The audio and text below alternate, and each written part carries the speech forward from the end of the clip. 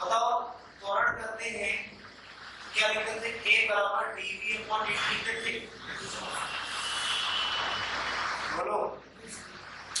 और ध्यान देना यहाँ पर दो फॉर्मूला था। अब ये देखो पिछले चैप्टर का हम कुछ फॉर्मूला तुम्हें याद दिलवा रहे हैं जो तुम्हें यहाँ होना चाहिए।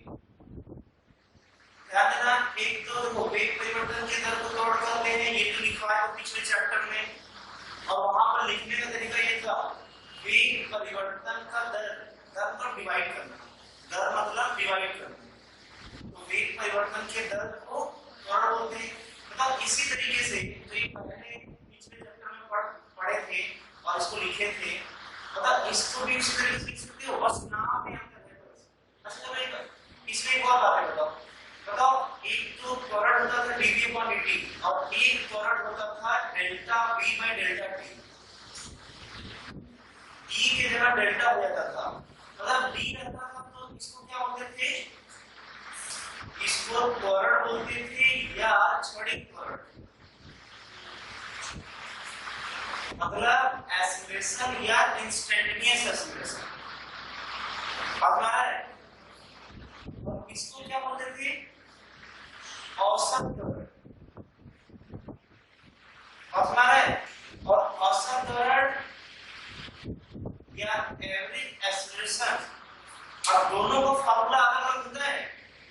अगर तुमसे औसत त्वरण पूछेगा तो दो यहाँ पर दो अलग अलग टाइम का इंटरवल है, समय अंतराल है, जैसे v फाइनल, या इसको अच्छा कैसे लिखोगे, ये होगा t फाइनल वाले समय पर माइनस v फाइनल अंतिम समय पर v, प्रारंभिक समय पर v डिवाइडेड बाय अंतिम समय माइनस प्रारंभिक समय। इस पूरे को बोलते कहते हैं औसत त्वरण, लेकिन यहाँ पर हम लोग इसको डिफरेंशिएट करते हैं। वेलोसिटी को क्या करेंगे, डिफरेंशिएट करेंगे तब एक्सेलरेशन आता है, इसमें क्षणिक त्वरण में। तो ये पिछले चैप्टर में बता चुके थे, बस तुम्हें रिवीजन करवा के याद दिलवा रहे थे कि ऐसा हुआ था। अब इसी के आधार पर था, इसको देखो संवेग परिवर्तन की दर, देखो संवेग शब्द से पहले ये क्लियर करो संवेग क्या होता है, ध्यान देना। अब ऐसा करते हैं क्योंकि नाम याद चुका है, एक अलग तरीके से एक अलग नया नाम आया है, तो पहले संवेग को समझो। संवेग होता है जिसको ज्यादातर हम लोग p से निरूपित करते हैं, और वो होता है m into v। अब ध्यान देना ये स्पीड नहीं होता है, ये वेलोसिटी होता है। अब वेलोसिटी है तो सदिश राशि होगा, मतलब ये सदिश राशि और अदिश राशि, और सदिश का भी से पूरा करेंगे तो सदिश ही आता है, ये सदिश यहाँ पर भी सदिश आ जाएगा। मतलब जो संवेग होता है वो क्या होता है, किसी वस्तु का द्रव्यमान और उस वस्तु का वेग जब उसके मास और वेलोसिटी को गुणा करेंगे तो वहां से संवेग या मोमेंटम आता है। बस मेरा अब ध्यान देना, तो मोमेंटम का यूनिट क्या हो सकता है बताओ, यूनिट और यूनिट केजी मीटर पर सेकंड, डायमेंशन क्या होगा, p का डायमेंशन क्या होगा, v सूत्र क्या होगा, बोलेंगे केजी में मास का पहला अक्षर m, मीटर लेंथ हो गया l, सेकेंड टाइम हो गया t, नीचे है तो ऊपर जाएगा तो p की पावर -1। तीसरा मान लिख सकते हैं एक सदिश राशि है, इसको भी ध्यान देना। जैसे मान लो मैं ऐसे फेंक दिए तो जिधर ये चलना शुरू करेगा वो तो वेग का दिशा होगा, लेकिन जो वेग का दिशा होगा उसी दिशा में संवेग का दिशा होगा, क्योंकि दोनों का दिशा बराबर होगी, क्योंकि बराबर बीच में लगा है, दिशा बराबर होगी। वही है संवेग का दिशा वेग की दिशा में होता है। देखो ये बताओ वेग परिवर्तन के दर को त्वरण कहते हैं और इसको ऐसे एक्सप्लेन करके ऐसे लिख दिया। अब संवेग परिवर्तन के दर को बल बोलते हैं, इसको कैसे लिखेंगे, तो बोल ध्यान देना, जो बल है वो, और बल को हम लोग F से ज्यादातर डिनोट करते हैं, तो F बराबर संवेग परिवर्तन, ध्यान देना संवेग परिवर्तन। अब संवेग परिवर्तन क्या हो सकता है, तो बोलेंगे डेल्टा पी।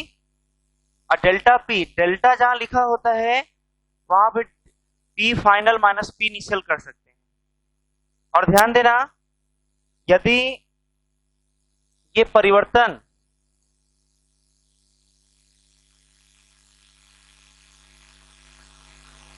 बहुत छोटा हो, डिफरेंशिएशन जब पढ़ा रहे थे तो उसमें बताए थे कि डेल्टा वाला डी बन जाता है। जब डिफरेंशिएशन पढ़ा रहे तो वहां बताए थे डेल्टा क्या बन जाता है, डी। कब? जब उसका परिवर्तन बहुत छोटा होता है। यदि परिवर्तन बहुत छोटा हो तो इसी वेग परिवर्तन क्या बोलते हैं, डेल्टा पी जो है वो क्या हो जाएगा, डीपी हो जाएगा।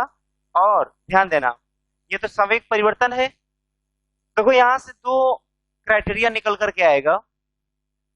अगर किसी छोटे समय की बात करें, इसको डीपी अपॉन डीटी बोल देंगे।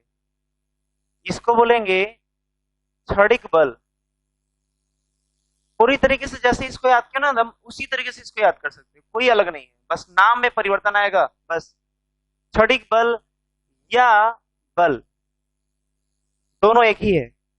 हम लोग जो बल बोलते हैं ना, बल लगा दो, तो जो बल होता है ना वो बल यही होता है जो डीपी अपॉन डीटी होता है। एक और है एफ एवरेज। जैसे यहां पर ए क्या था, औसत त्वरण था, वैसे यहां पर क्या आ जाएगा, औसत बल। अगर औसत बल निकालना होगा तो delta P upon delta T हो जाएगा। और डेल्टा पी क्या होगा, P final minus P initial. अच्छा, पी फाइनल क्या होगा, तो कहेंगे अंतिम समय पर जो संवेग आएगा वो यहाँ रखेंगे, शुरुआती समय पर जो संवेग आएगा उसको यहाँ रखेंगे, भाई T final minus T initial. यही क्या आ गया, एवरेज बल। ध्यान देना, तो क्वेश्चन करेंगे ज्यादा क्लियर होगा। क्लियर ना? फिलहाल फॉर्मूला तो तैयार होना चाहिए क्वेश्चन करने के लिए, और किसको क्या बोलते हैं वो भी तो क्लियर होना चाहिए। तो इसको ध्यान देना, इसी तरीके से इसको हम लोग यहाँ पे नोट कर लिए। यहाँ पर देखो ये दो केस है, नोट कर लो इसको पहले। ये मैथमेटिकल है, नोट कर लो। तो इसमें तो क्वेश्चन करके ज्यादा इसको क्लियर करते हैं। वस्तु पर लगने वाला बल 0 से 3 सेकंड के बीच में औसत बल ज्ञात कीजिए। वस्तु पर लगने वाला 0 से 3 सेकंड के बीच में औसत बल ज्ञात कीजिए। ध्यान देना, औसत बल का फॉर्मूला क्या होता है। अच्छा बताओ, इसको मिटा दे तो दिमाग में फॉर्मूला बना रहेगा ना। अब सामने रख करके फॉर्मूला मतलब है नहीं, करना ही पड़ेगा तुम्हें जो है। तो देखो औसत बल ज्ञात करना है, तो ध्यान देना, औसत बल के लिए होता है मोमेंटम, मतलब संवेग निकालो। अच्छा, किसके किसके बीच, 0 से 3। तो 0 से 3 मतलब 3 हो गया अंतिम समय, माइनस 0 समय वाला प्रारंभिक, डिवाइड बाई 3 माइनस 0। अब बताओ संवेग, संवेग इक्वल टू क्या था, m इंटू वी। बताओ m कितना है, 5 kg। v कितना है, 3t प्लस 5। अब ध्यान देना, ये आ गया p इज इक्वल टू आ गया 15t प्लस 25 ना। बताओ मोमेंटम 3 सेकंड पर क्या होगा, तो 3 सेकंड 3 रखो यहाँ पर, तो 45 प्लस 25 70। 0 समय पर क्या होगा, 25। तो देखो ये दोनों आ गया तो यहाँ पर रख दो, तो आ जाएगा 70 माइनस 25 डिवाइडेड बाई क्या 3, आ जाएगा 45 बटे 3। क्या 15 न्यूटन आ गया। लेकिन ध्यान देना, ये क्या है, औसत बल है, औसत बल है। समझ में आया कि नहीं सब, बस वैल्यू पुट करना था, वैल्यू रखना था, समझ करके आ जाएगा। अच्छा बताओ, एक है क्षणिक बल।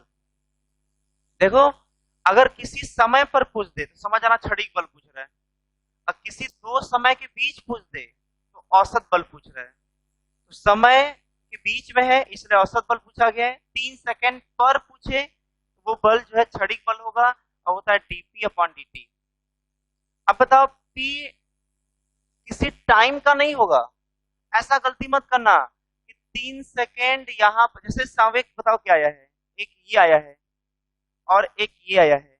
अगर हम तुमसे पूछें कि बताओ 3 सेकेंड वाला जो 70 आया है, 70 यहाँ पर रखोगे पी की जगह, या पी जनरल टाइम का रखोगे?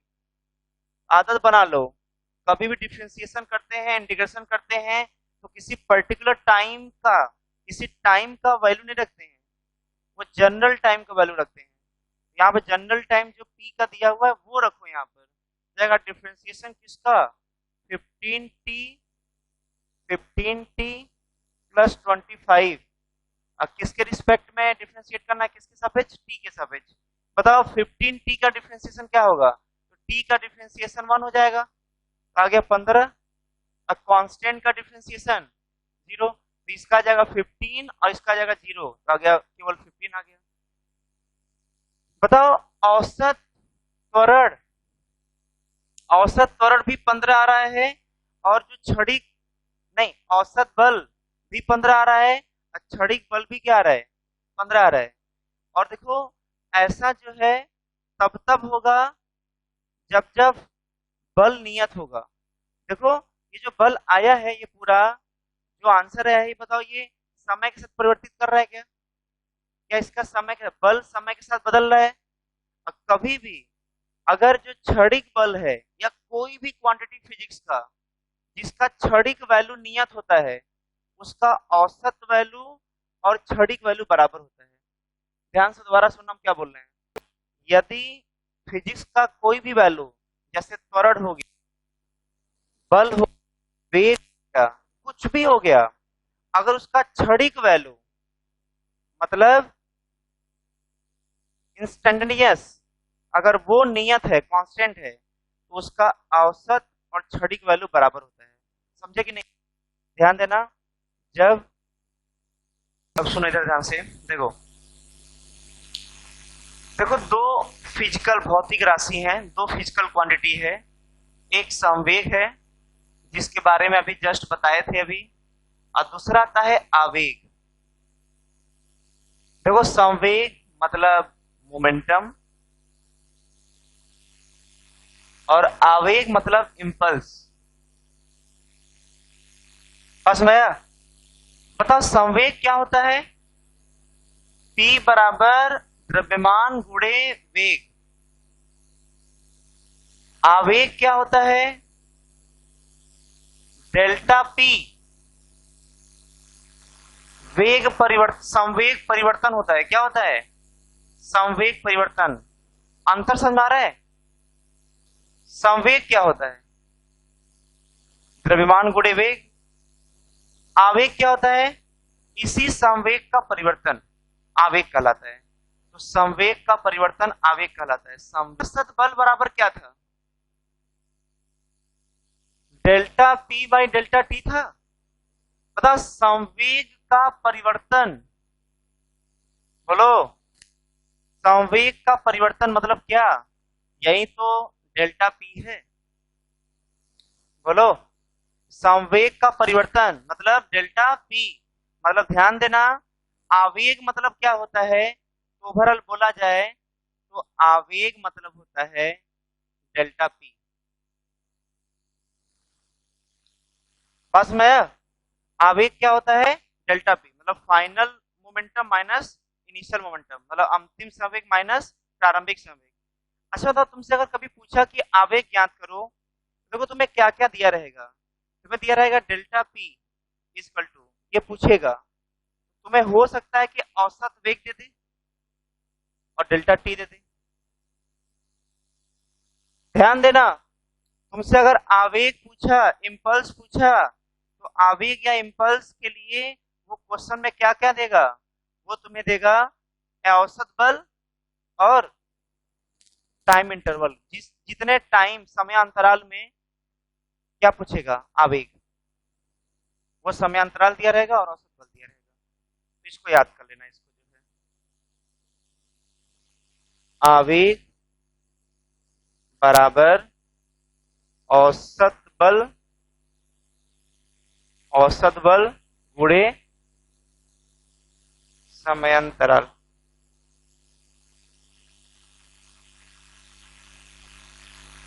आवेग बराबर औसत बल गुणे समयांतराल।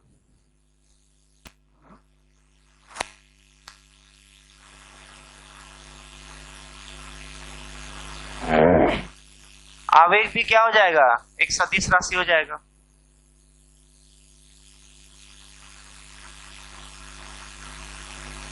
लिख देना, ये एक सदिश राशि है। बाकी यूनिट और डायमेंशन जो है सब, जो संवेग का होगा वही आवेग का भी यूनिट और डायमेंशन हो जाएगा, जो संवेग वही आवेग का भी हो जाएगा यूनिट और डायमेंशन।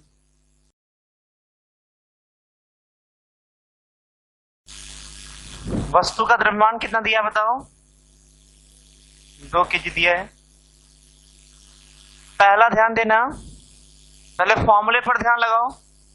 पूरा क्वेश्चन अच्छे से पढ़ लियो ना, क्वेश्चन अच्छे से पढ़ लियो। देखो क्या बोल रहा है, पहला बताओ, औसत बल। औसत बल क्या होता है बताओ।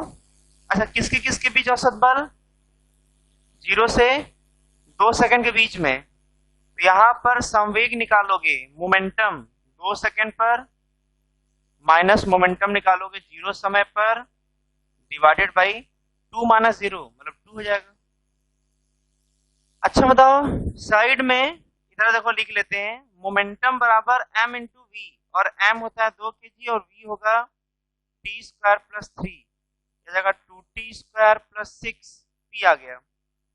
अब बताओ 2 सेकंड पर p कितना आएगा, तो 2 सेकंड यहां रख दो, 14 आ जाएगा। यहाँ पे रखोगे तो पूरा हल करने पर 14 आएगा। 0 समय रख दो, यहाँ 0 रखेंगे तो पूरा 0 बचा 6, 14 और 6 यही दोनों इस फॉर्मूले में मांग रहा है, दे दो उसको। यह आ जाएगा 14 माइनस 6 बटे 2। इसको हल कर लेना, ये 4 न्यूटन आएगा। कितना आएगा, 4 न्यूटन आएगा। अब ध्यान देना, तो ये तो आ गया पहला औसत बल। दूसरा बताओ क्या पूछ रहे हैं,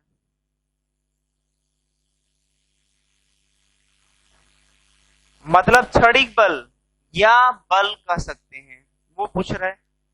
तो ध्यान देना,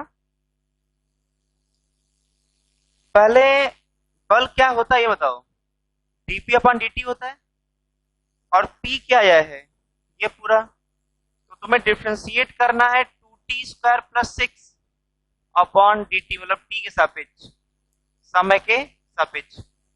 अच्छा बताओ कि इसका डिफरेंशिएशन क्या होता है, तो t स्क्वायर का डिफरेंशिएशन 2t हो गया, तो 2t, तो 2 इंटू 2 4t हो जाएगा, और 6 कांस्टेंट है, इसका डिफरेंशिएशन क्या हो जाएगा, 0। तो आ गया f बराबर 4t। अब बताओ कि कितने समय पर पूछ रहा है, 2 सेकंड पर। तो बल निकालना है 2 सेकंड पर, तो ये जो 2 वाला मान है तुम यहां पर रख दो। जब 2 वाला मान यहां रखेंगे तो आ गया 4 इंटू 2 मतलब 8 न्यूटन। सुनो ध्यान से, पिछले क्वेश्चन में औसत बल 0 से 3 सेकंड में पूछे थे, और 3 सेकंड पर बल पूछे थे। तो जो 0 से 3 सेकंड का बल आया था औसत, वो बराबर था 3 सेकंड वाले बल के बराबर। तुम देख लो पिछले क्वेश्चन के आंसर में, मतलब वहां पर क्षणिक बल और औसत था। बताओ उसका रीजन क्या बताए थे, उसका कारण क्या बताए थे। उसका कारण बताए थे कि उसका जो क्षणिक मान है, अगर वो नियत है, समय के साथ नहीं बदल रहा है, तो उसका औसत और क्षणिक दोनों क्या होता है, बराबर। ये देखो यहाँ पर जो इसका क्षणिक बल है, क्या उस समय के साथ बदल रहा है कि नहीं। देखो यहाँ पे t बदलोगे तो क्षणिक बल भी क्या करेगा, बदलेगा। और जब क्षणिक बल बदलता है तो उस केस में उसका औसत बल और क्षणिक बल बराबर नहीं होता। इसलिए देखो इसका आंसर अलग अलग आया है। बात समझे कि नहीं। चलो अच्छा, ये तो हो गया, 2 क्वेश्चन हो गया। तीसरा क्या पूछा है, 2 से 5 सेकंड के बीच में आवेग निकालना है। तो सबसे पहले आवेग का क्या फॉर्मूला होता है, अब ये सब तो अब तुम्हारे दिमाग में होना चाहिए। अब बार बार ये फॉर्मूला सामने लिखवा करके हल नहीं करवाएंगे, अब ये अपने दिमाग में लेते जाओ। संवेग परिवर्तन मतलब change in momentum is called, बताओ, change in momentum is called impulse. Change in momentum is called impulse. मतलब संवेग के परिवर्तन को क्या कहलाता है? संवेग का परिवर्तन आवेग कहलाता है। अब देखो ध्यान देना, आवेग बराबर हो जाएगा P, बताओ किसके किसके बीच? 2 से 5 सेकंड के बीच। तो आवेग पता करो 5 सेकंड पर, नहीं संवेग, और संवेग पता करो 2 सेकंड पर, जो आएगा वही आंसर होगा। बताओ संवेग कितना आया था समय के साथ? 2t² plus 6।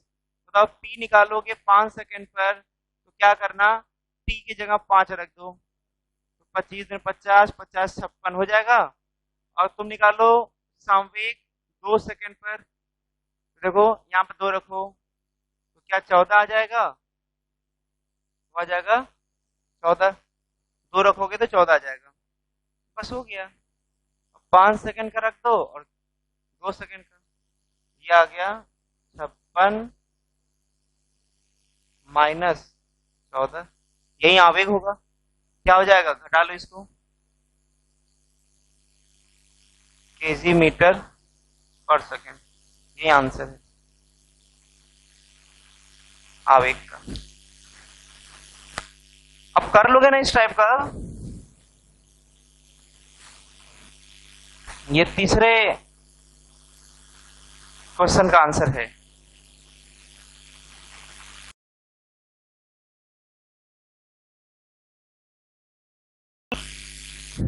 यहां पर जो ये फॉर्मूला है औसत बल निकालने का, तुम्हारा सोचने का तरीका सिर्फ यहीं तक सीमित नहीं होना चाहिए कि अच्छा अंतिम संवेग माइनस प्रारंभिक संवेग बटे समयांतराल, सिर्फ यहीं तक मत सोचना। इसको देखो एक और फॉर्मेट में, इसको और एक दूसरे रूप में बदलना है। ध्यान से देखना, औसत बल बराबर, बताओ P, क्योंकि 2 सेकंड वाले को अंतिम समय बोले थे, 0 समय वाले को प्रारंभिक, तो कोई जरूरी नहीं कि हर क्वेश्चन में 2 ही सेकंड दिया रहेगा, तो उसको जनरल तरीके से मान लेते हैं। वो अंतिम क्या हो गया? संवेग। अब अंतिम संवेग किसी भी कोई भी समय दे सकता है अंतिम संवेग के लिए।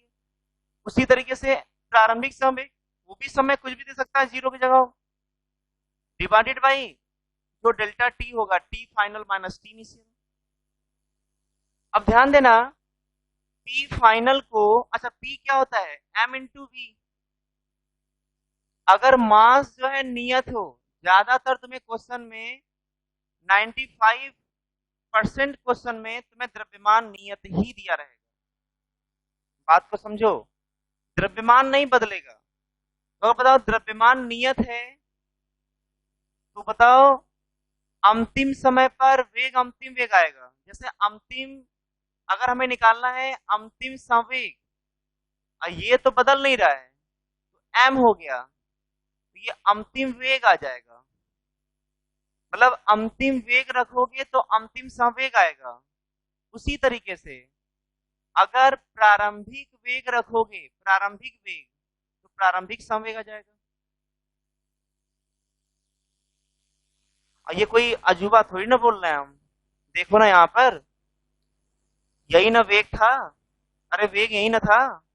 यहाँ पर जब 2 सेकंड रखे थे, यहाँ पर 2 सेकंड रखोगे तो ये अंतिम वेग आएगा।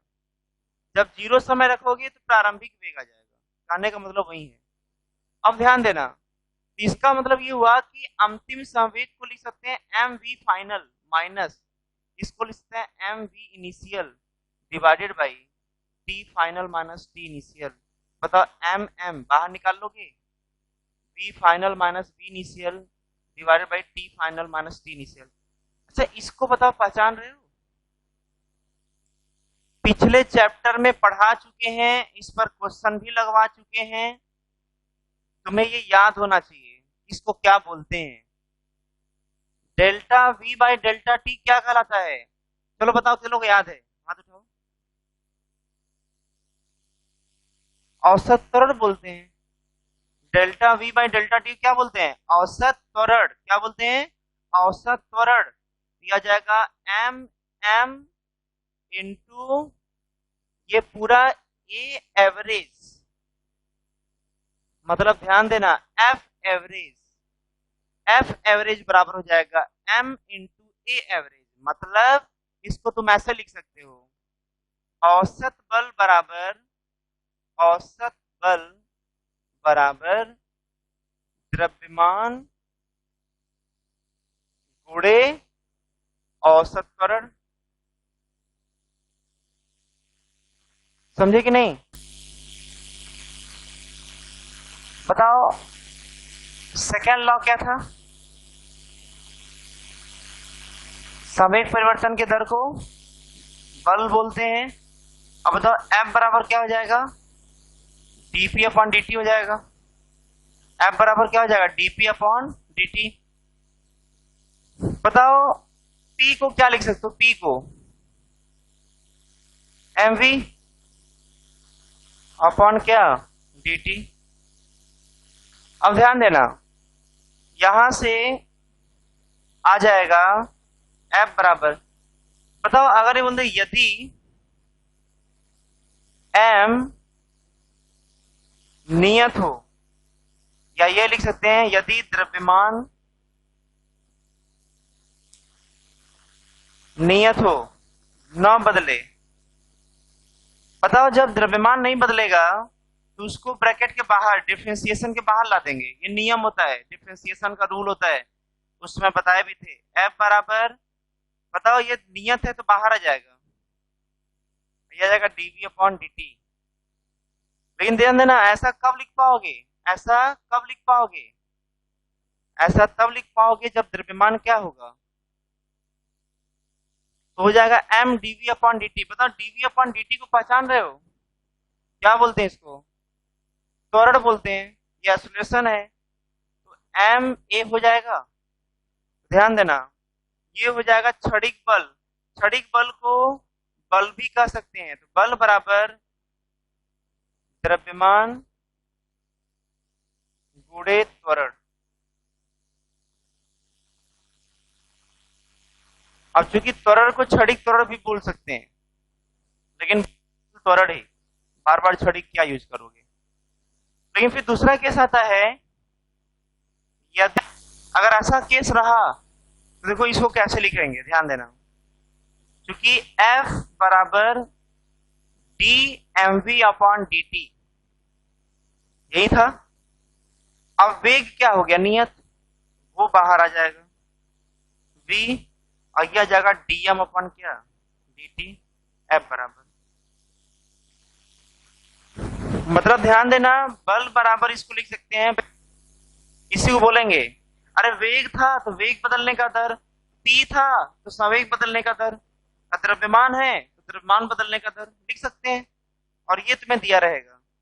देखो बल बराबर, ये भी फॉर्मूला हो सकता है। वैसे हम लोग बचपन से F बराबर ma पढ़ते आए हैं, लेकिन जो बचपन से F बराबर ma पढ़ते आए हैं ये सही होगा जब द्रव्यमान क्या होगा? नियत होगा। यदि द्रव्यमान नियत ना हो, अगर वो बदलना शुरू कर दे और वेग नियत हो जाए, तो उस केस में v dm अपॉन dt हो जाएगा।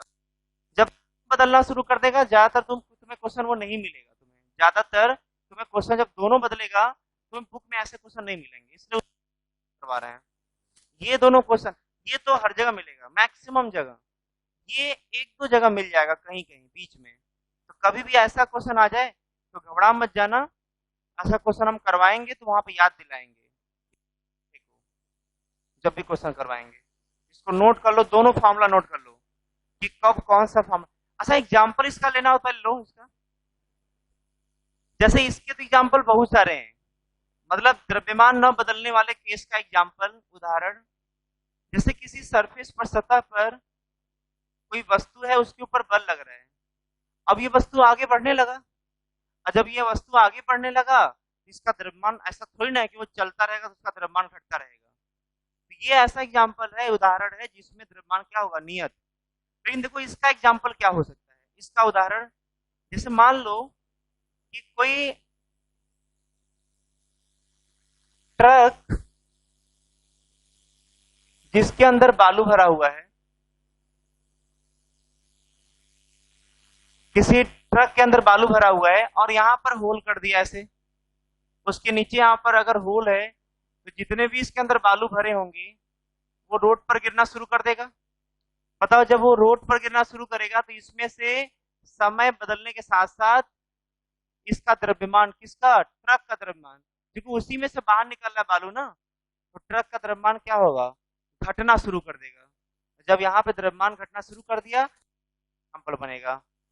तो ध्यान देना, यहाँ पर अगर तुमसे बोल दिया कि ये 5 kg है और ये मान लेते हैं 20 न्यूटन का बल लग रहा है, तो यहाँ पे त्वरण बराबर 20/5 कर सकते हो।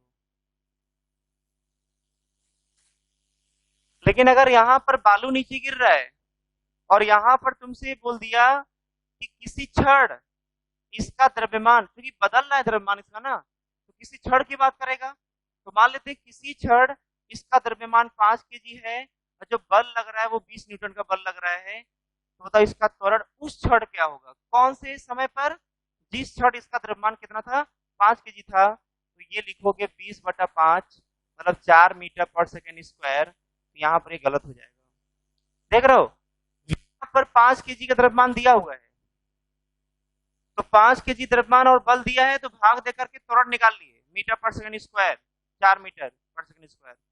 लेकिन यहाँ पर 20 न्यूटन का बल लग रहा है और इसका द्रव्यमान 5 kg दिया है, लेकिन बस इतना हमें मालूम चल गया कि इसके यहाँ नीचे से होल है और वहां से बालू नीचे गिर रहा है, पर इसका द्रव्यमान 5 kg होने के बावजूद भी इसका त्वरण ये गलत हो जाएगा।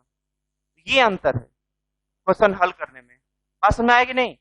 इसको नोट तो कर लो तुम लोग, लेकिन किसको कहां पर यूज करना है ध्यान दिए रहना। क्वेश्चन में बोल रहा है दीवार के कारण गेंद पर कितना बल कार्य करेगा। तो बताओ, एक तरह से औसत बल ही, क्योंकि इंटरवल दे दिया 0.1 सेकेंड का, तो कोई टाइम के फंक्शन में तो दिया नहीं है, टाइम के साथ तो कोई बदलाव तो दिया नहीं है। यहां पर क्या करेंगे, बल ज्ञात करना है तो एक तरह से मान के लो औसत बल। अच्छा, क्या होता है m इंटू ए औसत, बोलो, और औसत त्वरण क्या होगा। देखो ध्यान देना, यहाँ पर अंतिम संवेग माइनस प्रारंभिक संवेग बटे डेल्टा टी, इसे भी ला सकते हो, ये भी तरीका है। एवरेज से भी निकाल लो, एक बार ये भी दिख जाए कि इसका कैसे हम लोग जो है यूज करते हैं। बताओ, औसत त्वरण बराबर अंतिम वेग माइनस प्रारंभिक वेग बटे डेल्टा टी। ध्यान देना, सदिश राशि है, इधर की तरफ अगर प्लस मानोगे तो इधर क्या मानना पड़ेगा, इसको कभी गलती करना ही मत। जानते हो, अगर ऐसा भयानक गलती करोगे तो होगा क्या कि तुम इसका अंतिम वेग ये है और प्रारंभिक वेग ये है, टकराने से पहले वाला ये ना है और टकराने के बाद ये जाने लगा, ये अंतिम वेग हो गया। तुम क्या करोगे कि इस 10 का मान यहाँ रख दोगे, अंतिम वेग का 10 का मान यहाँ रख दोगे, प्रारंभिक वेग 10 का मान यहाँ रख दोगे, तो 10 माइनस 10 0 हो जाएगा। ध्यान देना, ये सदिश राशि है, जब सदिश राशि है तो प्लस और माइनस को भी तुम ध्यान दोगे। तुम आगे की तरफ प्लस मान, पीछे क्या मानोगे, माइनस। अब ये बताओ कि जो अंतिम वेग है तुम उधर की तरफ माइनस माने हो ना, देखो अंतिम वेग रखोगे -10 माइनस प्रारंभिक वेग आगे की तरफ, ये वाला +10 हो जाएगा क्योंकि इसी की दिशा में प्लस माने हैं इधर, बटे समय अंतराल 0 बटे मतलब 0.1 है ना, ये समय अंतराल है 0.1। बताइए ये टोटल कितना आ गया, माइनस माइनस प्लस मत बोल देना, जुड़ जाएगा, ये बोलो -20, कितना आएगा -20 बटे 0.1 आ जाएगा -200 मीटर पर सेकेंड स्क्वायर। अब माइनस को लिए ही रहो अभी फिलहाल, क्योंकि इसका मतलब कुछ निकलेगा, माइनस कुछ मतलब निकलेगा, इसलिए अभी इसको लेकर के हल करो। बताओ द्रव्यमान कितना है, 200 ग्राम, 200 ग्राम को केजी में बदलोगे 0.2 kg हो जाएगा। बताओ औसत त्वरण कितना आया है -200 -40 आया क्या। और चूंकि बल आ गया ना तो ये न्यूटन हो जाएगा। अब जो बोल रहे थे ना माइनस ले करके चलो, क्योंकि माइनस का मतलब है, देखो माइनस का मतलब क्या है, ध्यान सुनना। अब इसको मिटा रहे हैं, क्या बोल करके लिखे थे ये बोलकर लिखे थे कि इस फार्मूले से भी आंसर ये आएगा। लेकिन एक बार इसको भी यूज कर लेते हैं कि कैसे इसको मिटा दे रहे तो ला सकते थे। देखो माइनस माइनस का मतलब क्या हुआ, किधर माइनस हो, इधर ना। इसका मतलब ये हुआ कि गेंद पर 40 न्यूटन का बल किधर लगेगा, बाएं लगेगा। बाएं बायां कौन सा है, यही ना बायां है जी, बाएं लगेगा। माइनस मतलब ये हुआ, बता यहीं पर अगर +40 आता तो क्या बोलते हैं कि गेंद पर बल इधर लगेगा, दीवार के अंदर चल जाएगा। तो यहाँ प्लस आता तो क्या बोलते कि बल किधर लगेगा, इधर लगेगा, क्योंकि उधर क्या माने थे प्लस, लेकिन माइनस है तो इसका मतलब तो अच्छा तुम्हें समझ माइनस का भी महत्व है कि नहीं, माइनस का भी महत्व है कि वही बताता है दिशा को। लिख लो आंसर इसका। तुमको किस पर बेस्ट क्वेश्चन अभी तक करवाए, तुम्हें जो है औसत बल निकलवाना बताए हैं, क्या क्या दिया रहेगा तो कैसे निकालोगे, और बताओ क्या बल निकलवाना बताया है और इसके लिए क्या क्या दिया रहेगा तो कैसे निकालोगे। पास में आ गया।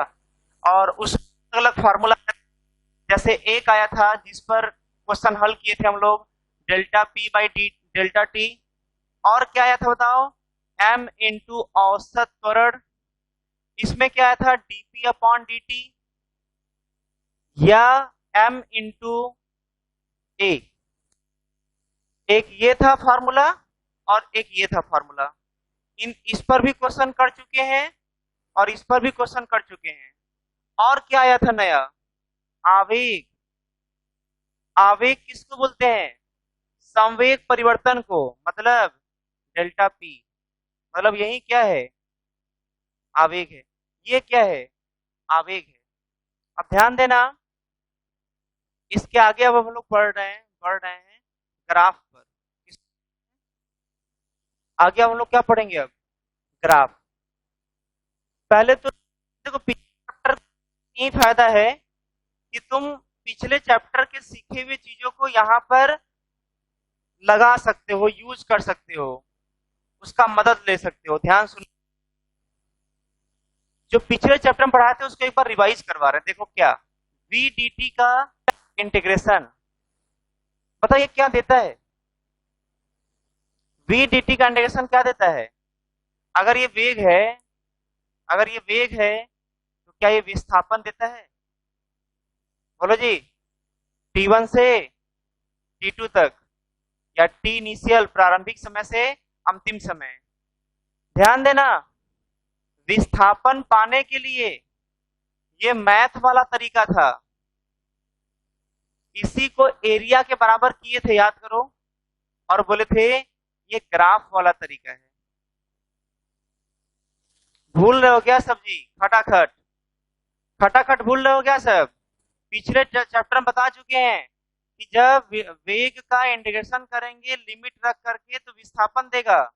लेकिन अगर वही ग्राफ से रिलेटेड क्वेश्चन दे दिया, जैसे जो ये वाला है वो y एक्सिस पर होता है, जो ये होता है वो x एक्सिस पर होता है, और जो ग्राफ बनता है, जो लिमिट होता है नीचे वाला वो पहले वाला समय होता है, जो ऊपर वाला लिमिट होता है वो अंतिम समय होता है। जब ये पूरा बाउंड्री से घिर गया, जो घिरने वाला ये जो पूरा एरिया होता है, यही एरिया ये होता है। तो बोलते हैं, ऐसा नहीं कि हम नया पढ़ा रहे हैं भैया, ये पढ़ा चुके हैं, तुम्हें याद होना चाहिए, लेकिन हमें मालूम है तुम बदमाश हो, नहीं पढ़े होगे, तुम भूल गए होगे, इसलिए हम तुम्हें दोहरा रहे हैं, बता रहे हैं कि याद करो। बताओ किन के बीच के बने ग्राफ का एरिया विस्थापन देता है, किसके बीच बने हुए ग्राफ का एरिया, किसके बीच बने हुए ग्राफ का एरिया विस्थापन देता है। तो बोलोगे वेग और समय के बीच बने हुए ग्राफ का है विस्थापन। इसका मतलब देखो क्या सीखा सर, इसका मतलब तो ये हुआ कि हम लोग पूरे फिजिक्स में कहीं पर भी जहां जहां इंटीग्रेशन वाला फॉर्मूला देखेंगे, पूरे फिजिक्स में जहां जहां इंटीग्रेशन वाला फॉर्मूला देखेंगे वहां वहां ग्राफ वाला भी क्वेश्चन पूछा जा सकता है, क्योंकि जहां जहां इंटीग्रेशन होगा वहां वहां उनके उनके बीच का ग्राफ का एरिया भी वही देगा जो इंटीग्रेशन दे रहा था। अब सुनना ध्यान से, ये क्यों बता रहे थे इसका, इसी से हम रिलेट करेंगे पिछले इस चैप्टर को।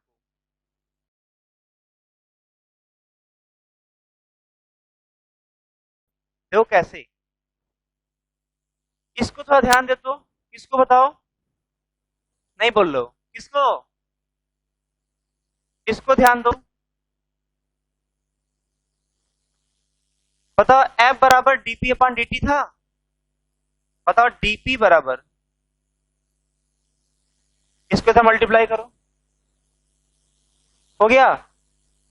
ऐसा नहीं है, ये देखो ना इसको ध्यान से, बताओ विस्थापन क्या था, डेल्टा आर था, और ये आया कहां से था, सुनना ध्यान से, D R upon D T को लिखे थे v, और जब इसको इधर गुणा किए थे तो आ गया था डी आर बराबर वी डी टी, और इसका इंटीग्रेशन किए थे, देखो इसका इंटीग्रेशन इनिशियल और फाइनल, फाइनल माइनस इनिशियल, अरे डी आर का इंटीग्रेशन आर होता है, और ये हो जाएगा शुरुआत, ये हो जाएगा अंतिम, यही होता है वी डी टी, और ये अंतिम रखो शुरुआत रखो, तो अंतिम स्थिति प्रारंभिक स्थिति, ये आ गया वी डी टी।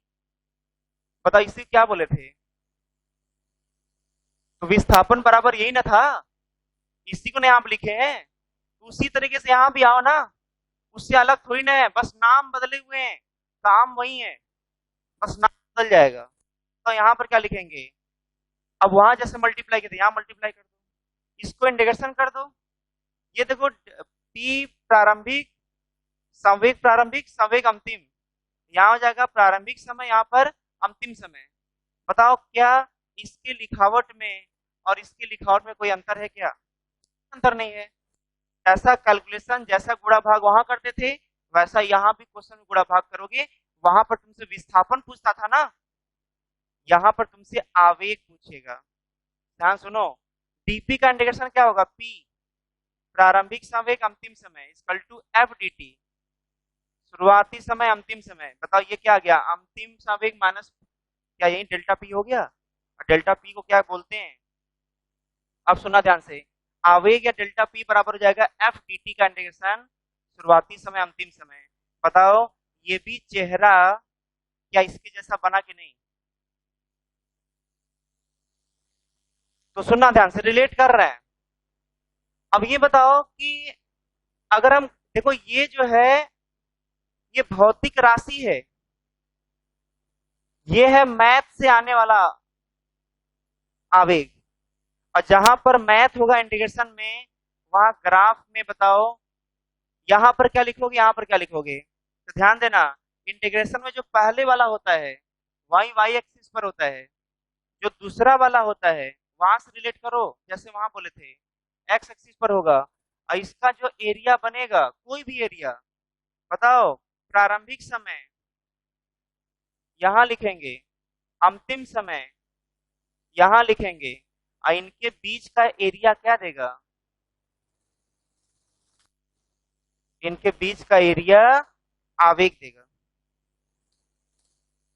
मतलब तुम्हें वो चैप्टर अगर अच्छे से क्लियर है, अगर तुम अच्छे से उसको पढ़े हो तो आराम से रिलेट करके बिना दिमाग पर दबाव डाले तुम आराम से उसको रिलेट करके इसको भी याद कर सकते हो। क्लियर ना, तो ध्यान, अगर तुमसे हम बोले कि बल और समय के बीच बने एरिया, नहीं बल और समय के बीच बने ग्राफ का एरिया क्या देता है, बल और समय के बीच बने ग्राफ का एरिया क्या देता है, आवेग देता है, क्या लिख सकते,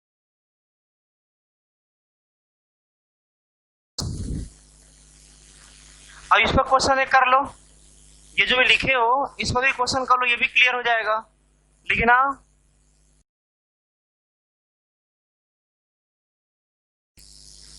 अच्छा बताओ कि क्या पूछ रहा, बताओ आवेग। बताओ आवेग बराबर होता क्या है?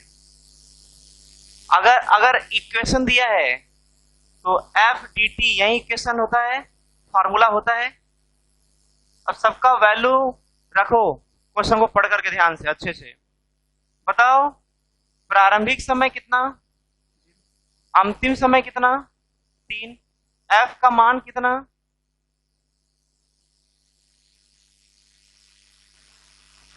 अब सुनना ध्यान से। ये बताओ इसका अलग इंटीग्रेशन करो माइनस इसका अलग इंटीग्रेशन करो। बताओ 2t, तो ध्यान देना t का इंटीग्रेशन होता है t स्क्वायर बाई 2, हो जाएगा 2t स्क्वायर बाई 2, 0 से 3 माइनस 6 dt और dt का इंटीग्रेशन t हो जाएगा 6t, 0 से 3, 2 से 2 कैंसिल, बताओ 3 का स्क्वायर 9 माइनस 0 का स्क्वायर 0 माइनस 6, 3 माइनस 0, ये आ गया 9 और ये आ गया 18, मिला जुलाकर कितना आ गया -9 केजी मीटर पर सेकेंड। माइनस दिशा को बताएगा, टेंशन मत लेना। जैसे इधर की तरफ तुम एफ प्लस माने हो तो ये आवेग इधर होगा, ये आवेग का दिशा, क्लियर ना? अब सुनना ध्यान से।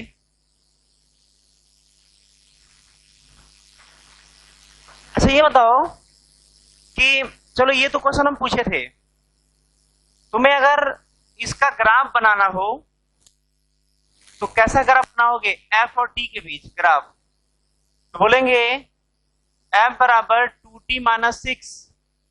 जब भी ग्राफ बनाते हैं तो जो ये लिखा होता है सी वाले के जगह, वो बताता है कि ओरिजिन के ऊपर कट करेगा कि ओरिजिन के नीचे। -6 का मतलब कहाँ कट किया होगा? ओरिजिन के नीचे। पता यहाँ पर m क्या है, प्लस की माइनस? प्लस तो ऐसे झुकेगा, ऐसे 90 की इधर झुकेगा। तो इधर हम इसलिए नहीं बना रहे हैं क्योंकि समय कभी भी निगेटिव। पता इसका कोऑर्डिनेट क्या लिखोगे?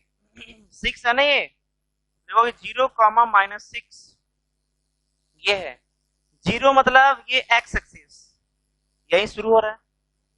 बता ये कितना होगा? तो बोलेंगे जब ग्राफ x को कट करता है तो y 0 होता है, वहां पर y पर कौन है? f, तो f 0 हो जाएगा। यहाँ पर जहां पर t को कट किया है f को 0 करो थोड़ा, तो f इक्वल टू 0, कौन है f? 2t माइनस 6, तो t का मान कितना आ गया? ध्यान देना यहाँ पर t का मान 3 सेकेंड आ गया, t का मान। बताओ 0 समय ये है और 3 सेकेंड ये है, तो ध्यान देना तुम्हें ये बताए थे f और t के बीच जो एरिया बनता है ग्राफ का, वही क्या होता है? एरिया होता है आवेग। तो बल और समय के बीच का ग्राफ का एरिया क्या देगा? आवेग। लेकिन बताओ किनके बीच पूछ रहा है आवेग?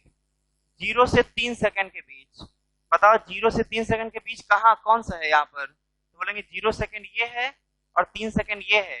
बताओ इनके बीच का ग्राफ कौन सा होगा? तो यही तो ग्राफ है, 0 से 3 सेकंड के बीच ग्राफ यही तो बना हुआ है। तो बताओ इसका ये जो एरिया होगा, ये एरिया क्या देगा? आवेग। बताओ एरिया क्या आएगा? बताओ एरिया, तो बोलेंगे ये कितना है? बताओ 3, और ये कितना है? 6 है। -6 मत लिखना, क्योंकि ग्राफ नीचे एरिया बन रहा है तो वो अपने आप नेगेटिव लिखेंगे हम लोग। यही एरिया ऊपर बना होता तो पॉजिटिव लिखते, तो माइनस लिख दो।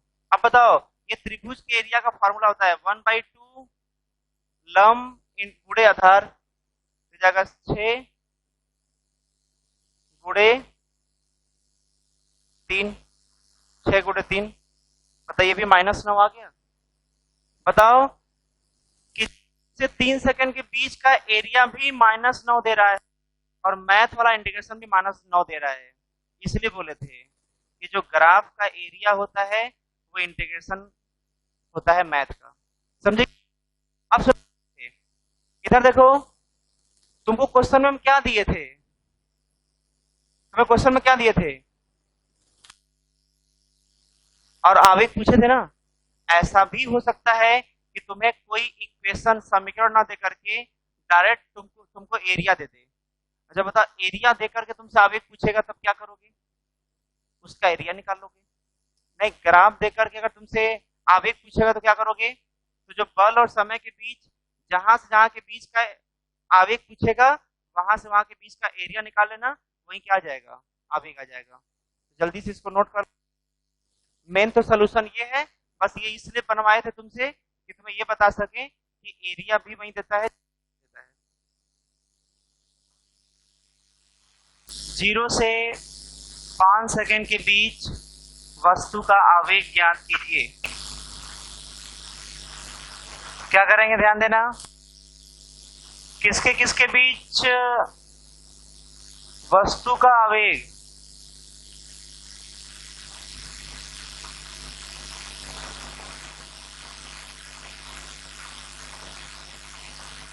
क्या होगा? वस्तु का आवेग एरिया, जितने समय के बीच में आवेग पूछ रहा है उतने के बीच का क्या एरिया। 0 से 5 सेकंड के बीच का एरिया क्या होगा? ये बात समझे? तो 0 से 2 सेकंड के बीच का एरिया प्लस 2 से 5 सेकंड के बीच का एरिया, दोनों को जोड़ दो, आ जाएगा आंसर। बताओ यहां वाला एरिया क्या होगा? 0 से 2 वाला, तो 1/2, बेस कितना? 2, हाइट कितना? 10, आ गया 10। इसका देखो एरिया, बताओ बेस कितना? 3, हाइट कितना? 10, तो आ गया एरिया इसका 3 × 10, 30 आ गया। बस हो गया, ये आ गया 10, ये हो गया 30, हो गया 40 केजी मीटर पर सेकंड। बात समझे कि नहीं? ये आ जाएगा आंसर। इधर ध्यान दो, जैसे किसी वस्तु को जो चोट लगता है, किसी भी व्यक्ति को चोट लगता है, वो चोट जो है वो उसके बल के डायरेक्टली प्रोपोर्शनल होता है। किसी वस्तु को लगने वाला चोट वो उसके बल के डायरेक्टली प्रोपोर्शनल होता है। अगर चोट ज्यादा लगा मतलब बल ज्यादा लगा, चोट कम लगा मतलब बल कम लगा। इसको तुम महसूस करना चाहते हो प्रैक्टिकल लाइफ में, तो कुछ एग्जांपल लेने जा रहे हैं, तो यहाँ से तुम्हें समझ में आएगा। ध्यान देना, बल क्या होता है? dp/dt होता है, या वेग परिवर्तन का जो समय के साथ डिवाइड है वही क्या होता है? बल होता है।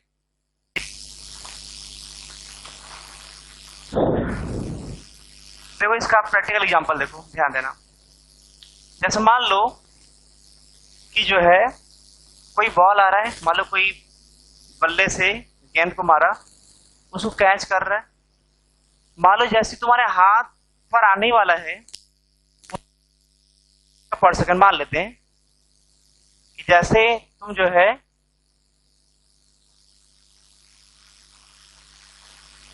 किसी गेंद को, ये तुम्हारे पास आने वाला है अभी जस्ट, जब तुम्हारे हाथ के नजदीक आ गया यहां पर, तो ये 30 मीटर पर सेकंड था। अब देखो ध्यान देना, कुछ क्या होता है केस, चलो तुम बताओ जी ये क्या है? तुम बताओगे पीछे क्या है? हाथ है? चलो सही है।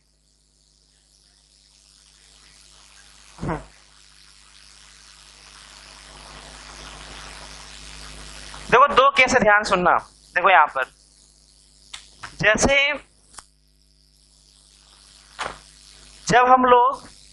जब गेंद जो है पास आने वाला होगा, हम लोग क्या करते हैं कि गेंद को ऐसे पीछे खींचते हैं।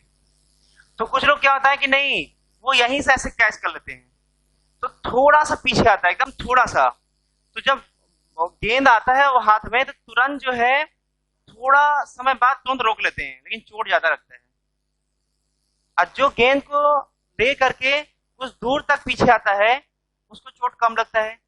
तो फाइनली यहां पर भी जब थोड़ा सा पीछे अपना हाथ लाएगा, बस थोड़ा सा, बस, तब भी फाइनली उसके हाथ में रुक जाएगा, अंतिम वेग क्या हो जाएगा, 0। जब कैच कर लिया तो फाइनल उसका वेग क्या हो गया, 0 हो गया। तो इसका भी प्रारंभिक वेग तो है 30, इसका भी प्रारंभिक वेग 30 है, लेकिन ये ज्यादा दूर तक गया, अपने हाथ को पीछे लेकर के आया, तो ज्यादा समय तक वो ऐसे लगेगा समय। जो तुरंत थोड़ा ही दूर ला करके इसका अंतिम वेग 0 कर दिया, ये थोड़ा और दूर ले जा करके तब इसका अंतिम वेग 0 किया, तो बताओ यहाँ वाला जो समय होगा डेल्टा टी, अगर उसको T1 मान लें और यहाँ वाला समय क्या हो जाएगा, डेल्टा टी T2 हो गया, तो बताओ यहाँ पर कम समय लगा ना, क्योंकि थोड़ा ही दूर ले जाकर रोक दिया था, तो यहाँ पर समय कम लगा। यहाँ पर ज्यादा दूर तक पीछे हाथ खींचा, ज्यादा समय लगा है, तो चोट कहाँ ज्यादा लगेगा, इसमें चोट ज्यादा लगेगा कि इसमें चोट ज्यादा लगेगा। जहाँ पे कम समय में उसको रोक देंगे ज्यादा चोट लगेगा, ये तुम लोग प्रैक्टिकली देख सकते हैं। तो देख लो, जितना जल्दी रोकने की कोशिश करो उतना ज्यादा चोट लगेगा, लेकिन तुम इसको मैथमेटिकली देखो, मैथ के हिसाब से बताओ, अंतिम जैसे बल बराबर अंतिम वेग माइनस प्रारंभिक वेग, नहीं मोमेंटम, या ये कह सकते हैं m को बाहर निकाल दो तो यह जाएगा ऐसे। ये सही है ना, देख लो जी, ये सही है ना। तो देखो द्रव्यमान वही है गेंद का दोनों केस में, अंतिम वेग प्रारंभिक वेग यहाँ भी क्या है, वही है दोनों केस में। अंतर कहाँ पर आएगा, ये ज्यादा समय ले लिया, जब ये ज्यादा हो गया तो बल क्या हो जाएगा, कम, और यहाँ पर कम ही समय में रोक लिया, ये कम हो गया, जब ये कम होगा तो बल क्या हो जाएगा, ज्यादा। और दोनों केस में क्या सेम है, द्रव्यमान भी सेम है, और दोनों केस में अंतिम वेग और प्रारंभिक वेग भी सेम है। तो समय जितना लोगे उतना कम बल लगेगा, जितना कम समय लोगे उतना ज्यादा बल लगेगा। इस झटके में तुरंत रोक दोगे ज्यादा चोट लगेगा, देर तक लेकर के आओगे तो कम चोट लगेगा। बस में आ गया, ये उसका जागता क्या है।